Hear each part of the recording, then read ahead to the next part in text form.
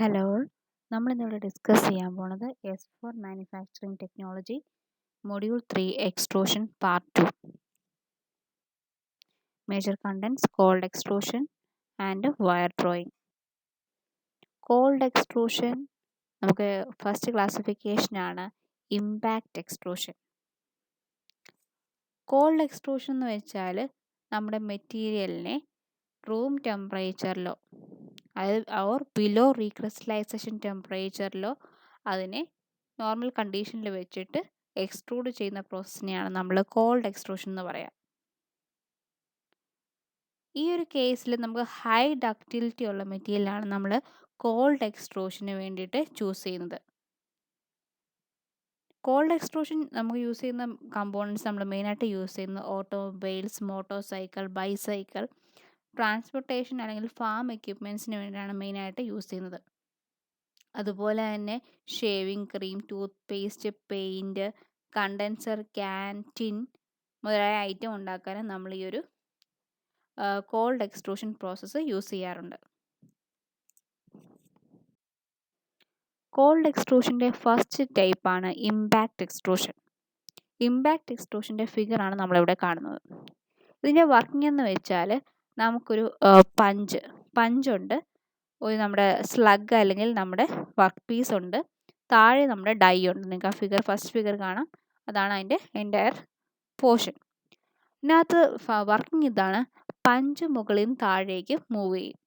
ആ മൂവ്മെൻറ്റിൽ നമ്മുടെ എന്ത് ചെയ്യും, നമ്മുടെ സ്ലഗ് അല്ലെങ്കിൽ നമ്മുടെ വർക്ക് പീസ് ആ പഞ്ചിൻ്റെയും ഡൈയുടെയും ഇടയ്ക്കുള്ള ഗ്യാപ്പിൽ സ്ക്യൂസ് ആയിട്ട് ആ ഒരു ഷേപ്പിലേക്ക് ഫോം ചെയ്യും.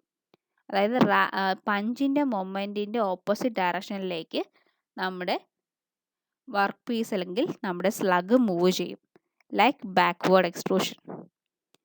അതുപോലെ തന്നെ നമ്മുടെ പഞ്ച് താഴേക്ക് മൂവ് ചെയ്യുന്നതനുസരിച്ച് ആ ഒരു ഫോഴ്സ് കാരണം നമ്മുടെ സ്ലഗ് അല്ലെങ്കിൽ വർക്ക് പീസ് ആ ഒരു ഗ്യാപ്പിലൂടെ അതിൻ്റെ ലെങ്ത് കൂടി അതിൻ്റെ തിക്നെസ് കുറയും.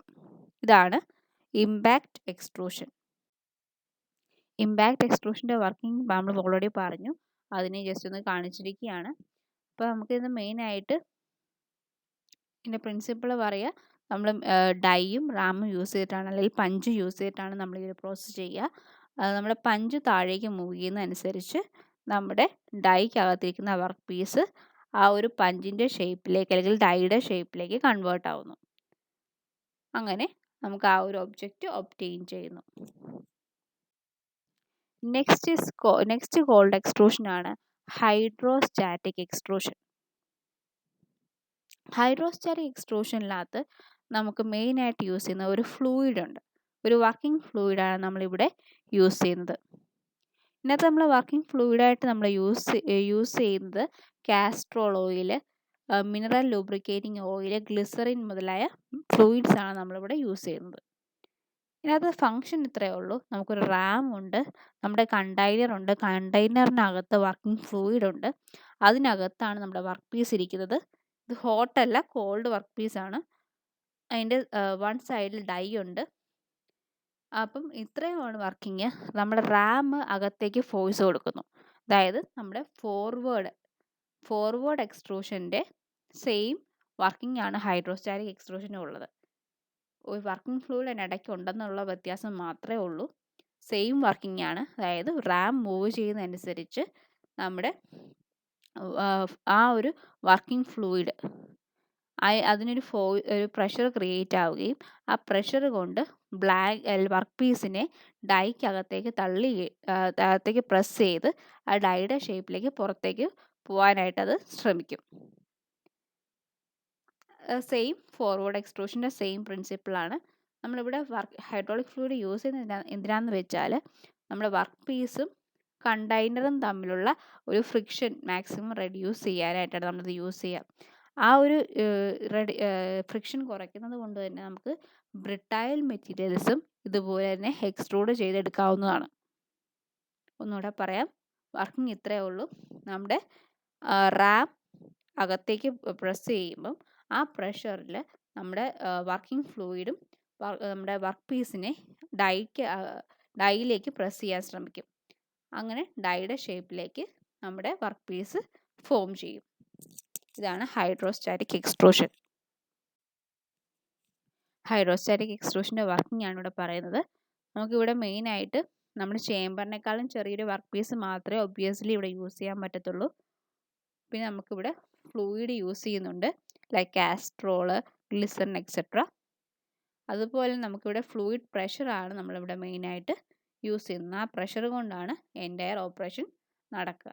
ഡയറക്റ്റ് എക്സ്ട്രൂഷൻ അല്ലെങ്കിൽ ഫോർവേഡ് എക്സ്ട്രൂഷൻ ആണ് ഇതിൻ്റെ basic principle. Advantages and disadvantages of hydrostatic extrusion. Advantage പറയുവാണെങ്കിൽ ഇവിടെ ഒരിക്കലും ഫ്രിക്ഷൻ ഉണ്ടാവുന്നു, കണ്ടെയ്നറും ബില്ലറ്റും തമ്മിൽ ഫ്രിക്ഷൻ ഉണ്ടാവുന്നില്ല. അതുപോലെ തന്നെ ബ്രിട്ടൈൽ മെറ്റീരിയൽ നമുക്കിവിടെ എക്സ്ട്രൂഡ് ചെയ്യാൻ പറ്റും. യൂണിഫോം ഫ്ലോ ആണ് മെറ്റീരിയലിനുള്ളത്. അതുപോലെ നമുക്കിവിടെ ലെഫ്റ്റ് ഓവർ ഒന്നും ഉണ്ടാവുന്നില്ല. പ്രോപ്പറായിട്ട് നമ്മുടെ വർക്ക് പീസ് ഈ ഡൈക്കകത്തൂടെ പാസ് ചെയ്ത് പോവുകയാണ്. അതുപോലെ ഡിസഡ്വാൻറ്റേജ് പറയുവാണെങ്കിൽ നമുക്ക് ഫ്ലൂയിഡിൻ്റെ നമുക്ക് ഹൈ പ്രഷർ ഫോഴ്സ് ചെയ്യാൻ ബുദ്ധിമുട്ടാണ്. അതുപോലെ തന്നെ നമുക്ക് ടേപ്പേർഡ് ഷേപ്പ് ഒബ്റ്റെയിൻ ചെയ്യാനും ബുദ്ധിമുട്ടാണ്. Next, advantages of extrusion. Main advantages പറയുവാണെങ്കിൽ ഓട്ടോമേഷൻ പോസിബിൾ ആണ്. അതുപോലെ small parts in large quantities possible. Extruded products R lighter and stronger than casting. Dimensional accuracy is good. Secondary operation are not needed. Disadvantages: unextruded billet is a waste one. Cost of extrusion is high. അതുപോലെ തന്നെ service life is shorter.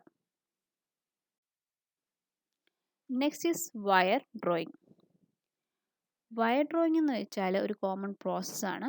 നമ്മുടെ cold working ആണ് ഇവിടെ നടക്കുന്നത്. നമുക്ക് wire, അതായത് thickness കുറവുള്ള, length കൂടുതലുള്ള വയേഴ്സ് ഒബ്റ്റെയിൻ ചെയ്യാനാണ് നമ്മൾ വയർ ഡ്രോയിങ് പ്രോസസ്സ് യൂസ് ചെയ്യുന്നത്. അതിനുവേണ്ടി നമുക്കൊരു ഡൈ ഉണ്ട്. ആ ഡൈക്കകത്തേക്ക് നമ്മൾ നമ്മുടെ വർക്ക് പീസിനെ, അതായത് ഡയമീറ്റർ കൂടിയ വർക്ക് പീസിനെ ഒബ്വിയസ്ലി അതിനകത്തേക്ക് പ്ലേസ് ചെയ്യും. അത് നമ്മൾ വൺ സൈഡിൽ നിന്ന് പുള്ള് ചെയ്ത് നമ്മളതിനെ ഒരു റീലിൽ അതിനെ റൊട്ടേറ്റ് ചെയ്ത് വിടും. ആ റൊട്ടേഷൻ അനുസരിച്ച് ഇതിനെ പുള്ള് ചെയ്തിട്ടാണ് ഇതിനെ മൊത്തം വലിച്ചെടുക്കുന്നത്. അതിന് ഡൈക്കകത്തുള്ള ഷേപ്പ് വളരെ മൈന്യൂട്ടാണ്, അതായത് 0.03 mm ആണ് ആ ഡൈയുടെ ഒരു ഷേപ്പ്. അപ്പോൾ അത്രയും ഡയമീറ്റർ ഉള്ള ഒരു വയറായിട്ടായിരിക്കും നമുക്ക് ആ ഒരു ട്യൂബ് പിന്നെ കിട്ടുന്നത്.